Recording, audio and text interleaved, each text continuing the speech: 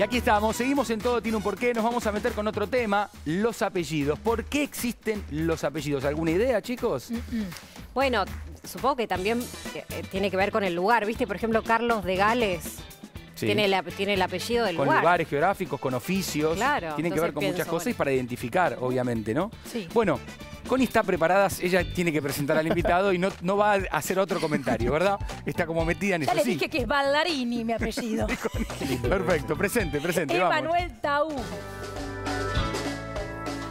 Es doctor en Ciencias Sociales por la Universidad de Buenos Aires, magíster en Diversidad Cultural por la Universidad de 3 de Febrero, investigador asistente del CONICET, autor de Otra Edad, Orientalismo e Identidad y Mesianismo y Redención, entre otros libros. Bueno, bienvenido, Manuel, muchas gracias por estar aquí. Muchas gracias a ustedes por la invitación. No, por favor. Bueno, ¿por qué existen los apellidos? Mira, ante todo tendríamos que decir que es por cuestiones políticas y sociales. Todo es político. Y los apellidos también son políticos, o sea, tiene que ver con cuestiones de el desarrollo de las sociedades. O sea, en el origen no teníamos apellido. Había nombres, si uno va a los textos bíblicos o los textos de la antigüedad, es hijo de, ¿sí? Por ejemplo, el nombre de pila, hijo de otro nombre de pila. Pero bueno, se empiezan a construir, nos acercamos a la modernidad, empiezan a aparecer los estados nacionales, empiezan a aparecer antes los reinos, y bueno, se necesita diferenciar a uno del otro. Siglo X aproximadamente es... Un poquito después, o sea, ya en el siglo XV más o menos, empiezan las primeras leyes que obligan a ponerse un apellido. ¿Sí? ¿Y cómo surgen esos apellidos? Recién hablábamos, ¿no? Cuestiones de la geografía, de los oficios. Sí. ¿Qué otra cuestión? Es interesante porque, volviendo un segundo a lo otro, hay un concilio, tiene que ver con un pedido de la iglesia, ¿sí? O sea, tiene que ver con que era necesario poder escribir, ¿sí? Quiénes tenían un bautismo, quiénes se casaban y quiénes fallecían.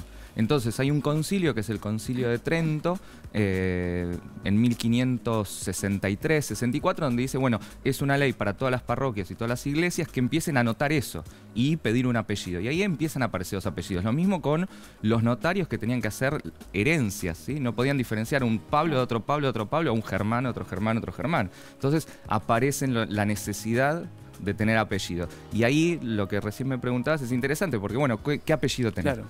O sea, era elección entonces. Sí, porque la nobleza tenía apellidos, ¿sí? Que como bien dijeron recién, del lugar, de la familia real, pero la gente del pueblo no tenía apellidos. Entonces, bueno, uno de los más fáciles que aparece era ¿a qué te dedicabas? Tu oficio, ¿sí?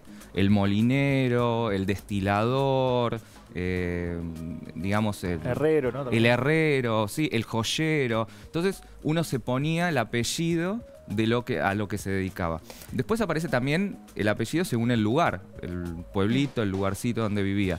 Después también hay apellidos que son interesantes, que es por cuestiones físicas, ¿sí? El apellido Bello, ¿sí? El apellido Rubio, Moreno, ¿sí? Que tiene que ver con cómo era tu familia, ¿sí? Y así empiezan a aparecer los apellidos agarrándose de los lugares y de lo más cercano que tenía. ¿Y por qué el paterno siempre? Mira, eso también es lo que decía antes, que son cuestiones políticas. Se lo llama patronímicos, ¿sí? Uno tiene el apellido que viene del nombre del padre, ¿sí? Aparece ahí el ben, aparecen diferentes terminaciones, o sea, tanto sufijos como prefijos, que se vinculan al nombre de tu padre. Pero en la antigua China, ¿sí? Al principio los apellidos se vinculaban al nombre de la madre y después un emperador lo cambió por el nombre del padre. ¿No tiene que ver con que la madre de por sí sabe que el hijo es de él? Y el padre, de ella, perdón, y el padre tiene que decir, bueno, o sea, le pongo mi apellido para que para reconocerlo. se reconozca que este hijo es mío? Sí, totalmente, pero bueno, pero hay cuestiones atrás que tienen que ver con usos de poder y con formas hegemónicas. Por ejemplo, que hoy en día una mujer pueda anotarse con su propio apellido y no dependa del apellido del esposo, ¿sí? Eso es un gran... Tiene que ver con el machismo, ¿no? También. Totalmente. Más que sea que la madre pueda reconocer que es su hijo. Tiene que ver con esas cuestiones, ¿no? Y hablabas de cuestiones políticas que, bueno, que nos vienen de hace miles de años. Sí. Sí, Emanuel, quiero saber, apellido como el mío, Domínguez. Sí. Hay apellidos como Domínguez, Rodríguez, que un poco me suenan a nombres, a Rodrigo, a Domingo, en mi caso. Bueno, EZ es el sufijo del patronímico del nombre del padre. O sea, Domínguez es el hijo de Domingo. Ah, ok. Vos sos el hijo de Domingo. Yo soy el hijo de Domingo. Y otra pregunta más, por Sí. suerte sé que es mi padre. Por eso no laburas tanto, ¿no? No, Porque sos hijo de Domingo. Soy hijo de Domingo, por eso no me gusta laburar, lo detesto. Otra pregunta. Esto pasa en España, lo que Sí. nos contás. En el caso de Domínguez, Rodríguez, hijos de tal persona. En otros países de Europa, ¿se da un proceso similar al que se da en España? Sí, se da en toda Europa esto. O sea, la EZ es el más fácil porque es el más conocemos, también por todo lo que es la construcción social argentina, pero después en Alemania pasa lo mismo con el son al final, en Rusia, en Polonia, en Italia, o sea, todos los países le agregaron un sufijo, un prefijo que indica que sos hijo de tal persona, cuando no son, digamos, de oficios, de características físicas. Y también hay algo que es interesante, ¿por qué te cambias el apellido? ¿Qué pasó con el cambio de apellidos durante la época de la Inquisición, donde se expulsaron a los judíos y a los musulmanes de lo que fue después España y se tuvieron que cambiar los apellidos como para no ser perseguidos? O sea, también tiene que ver la historia de los apellidos, es la historia de tu herencia y es la historia del recorrido de tu familia y también es una historia de persecuciones en muchos casos. Bien. Estamos hablando de apellidos, hablamos de nombres, hablamos también de identidad de alguna manera. Y a propósito de identidad, Caro fue a hablar con un psicólogo para que le explique o para que le hable un poco de esta cuestión, ¿verdad? Sí, hablamos con Luis Grach, un amigo, psicólogo, amigo de este programa, y hablamos de cómo repercute emocionalmente, ¿no?, nuestro nombre y nuestro apellido. Miren.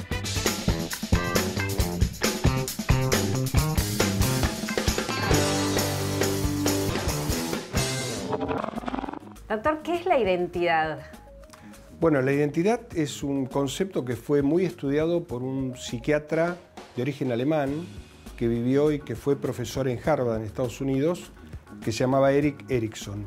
Y él más o menos describió la identidad como el conjunto de características que determinan una manera de ser y de actuar. Por ejemplo, vos no sos la misma cuando trabajás que cuando estás con tu familia, cuando estás con tus amigas.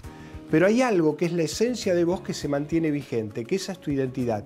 Eso es lo que vos sos y que tiene que ver con algo adquirido a lo largo de tu evolución. ¿Y qué implicancia a nivel emocional tiene cómo nos llamamos? Bueno, el nombre tiene una importancia muy grande porque habitualmente los nombres que se ponen en la familia se eligen por cómo fue el abuelo, por cómo fue el tío, por cómo fue un héroe de la historia. O sea, de algún modo el nombre nos sobredetermina porque venimos a ocupar un lugar en la fantasía de nuestros padres. ¿Y qué implicancia tiene el apellido, digamos, a nivel emocional?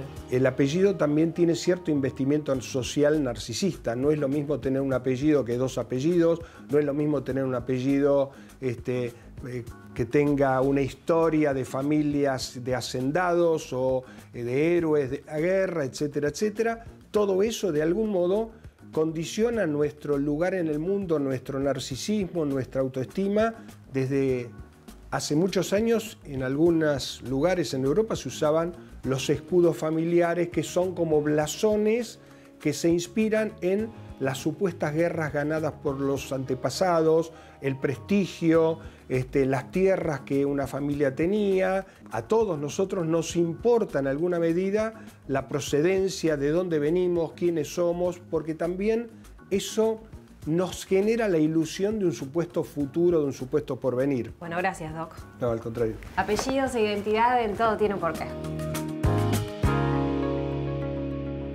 Bueno, y a medida que van pasando los años, hay modas también con respecto a los nombres, ¿no? Ahora estamos hablando de apellidos, pero, por ejemplo, yo tengo un amigo, vos conocés muy bien al hermano, José Chatruc, Sí. El hermano mayor, mi compañero, se llama Aureliano, por Aureliano Buendía, Mira.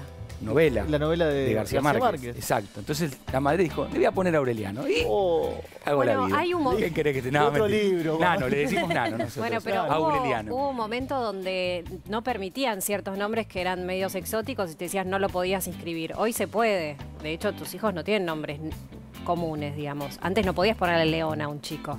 No, eso es lo que hablábamos antes cambiando. también o sea, con toda la legislación que tiene que ver con los nombres y los apellidos, que hoy tenés una libertad donde podés cambiarte tanto el nombre como el apellido. Eso es, digamos, es excelente. Algo sobre Igual el mi papá informe... tenía un tío que se llamaba León, o sea que León viene hace Sí, a eso Un es un montón, montón. sí. Pero también hay nombres, como decían recién en el informe, que tienen que ver con, bueno, qué querés mostrar de quién sos. Mi padre, por ejemplo, se llama Salvador y nació el 24 de diciembre.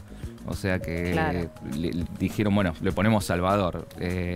O me acuerdo que tengo un tío que a mi abuelo le gustaba mucho Isidoro Cañone y le puso Isidoro por Isidoro Cañone, y no había como mucha investigación atrás. Le gustaba ese personaje y le puso eso. Digamos, ¿y hoy se puede cambiar el nombre? Sí, hoy se puede cambiar el nombre. Tenés que ser mayor de edad. Pero el apellido. El no. apellido también te podés cambiar. Pero tenés que justificar, porque no sé, me hacen bullying. Sí, tenés que justificar. Bueno, hay un caso muy conocido que salió hace unos meses de la hija de un represor de la última dictadura militar, que pudo, todo el recorrido que hizo hasta que pudo cambiar el apellido, porque también nosotros cargamos con nuestros apellidos, ¿sí? La historia, sí, todo muy lindo, la historia de nuestros apellidos, pero también mucha gente carga con un apellido y la pasa mal, Claro. porque no somos, o sea, no nos tenemos que hacer tampoco cargo de la historia de nuestros padres. No todos están marcados por la historia de nuestros padres y a veces el apellido viene con esa historia que uno trae. Entonces, esta posibilidad de cambiar el apellido es importante. Bueno, y a propósito de lo que contabas y a propósito de la identidad, queremos mostrarles un informe de las abuelas y madres de Plaza de Mayo, porque tiene que ver con eso, ¿no? Con la búsqueda de la identidad, sobre todo las abuelas, ¿no? Buscando a los nietos, que todavía restan muchos por aparecer. Se ha trabajado y mucho, pero siempre se hacen campañas y nunca son suficientes. Vamos a ver el informe y después lo charlamos.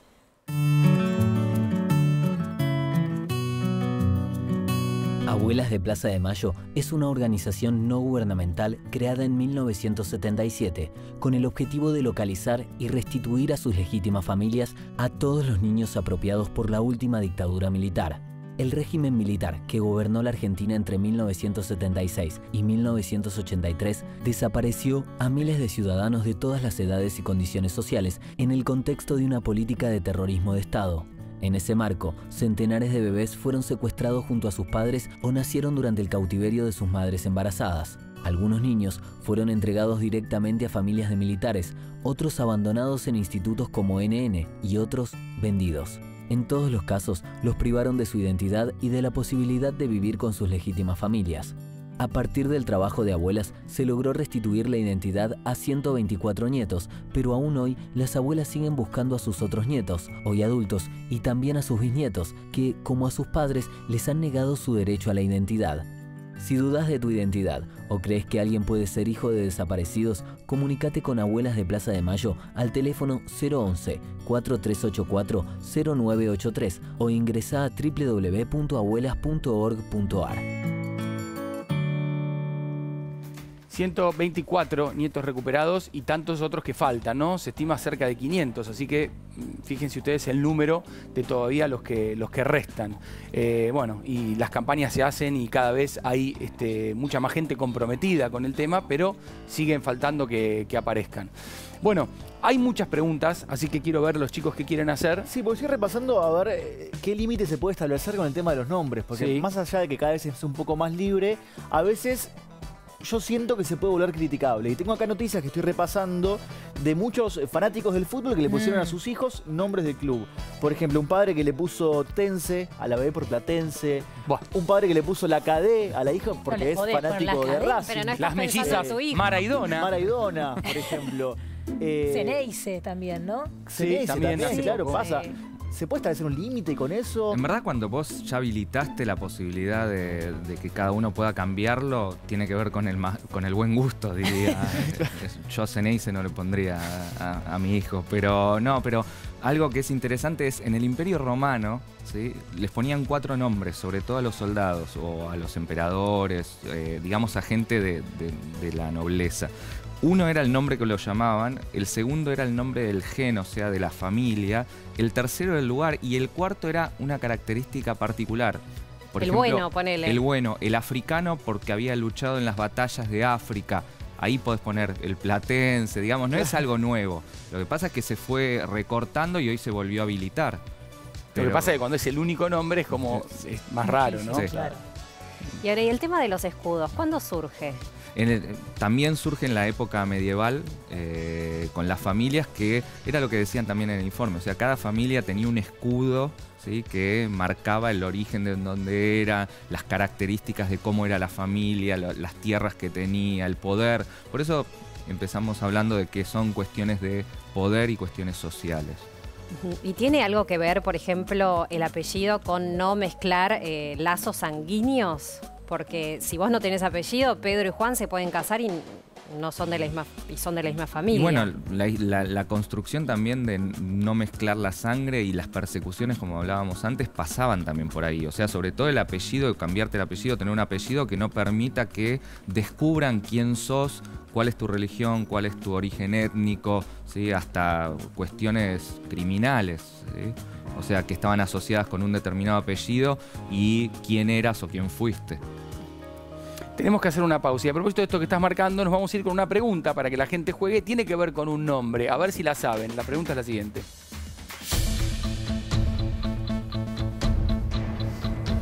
¿Cuál es el nombre completo real de la cantante Shakira?